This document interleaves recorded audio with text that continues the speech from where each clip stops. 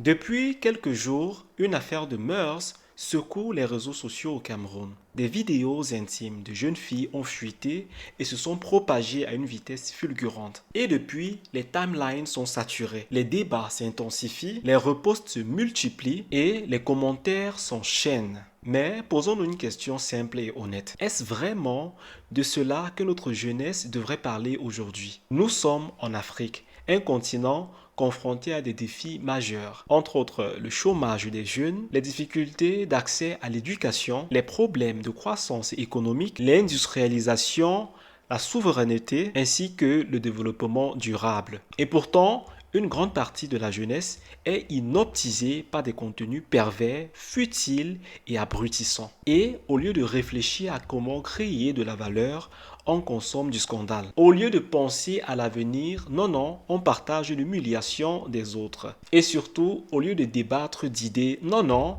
on s'enfonce dans le voyeurisme. Et c'est exactement cela le vrai drame. Vous savez, depuis quelques années, le rêve de beaucoup de jeunes, ce n'est plus de devenir entrepreneur, bâtisseur, ingénieur ou chercheur. Ce qui était exactement le cas à mon époque. Mais depuis quelques années, non, c'est plus ça du tout. Le rêve actuel, c'est de devenir influenceur. Et nous ne sommes pas dupes. Nous savons très bien ce que cela signifie de devenir influenceur.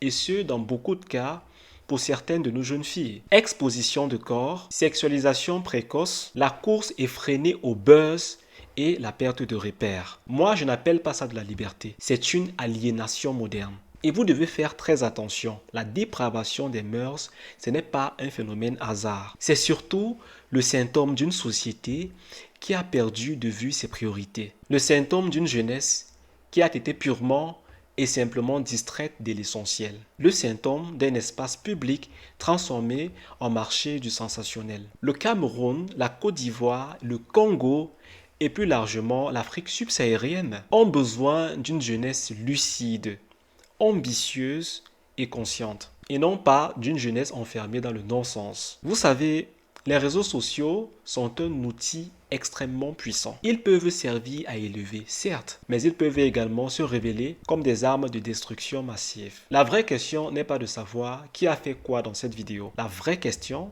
c'est dans quel type de société est-ce que nous voulons vivre demain.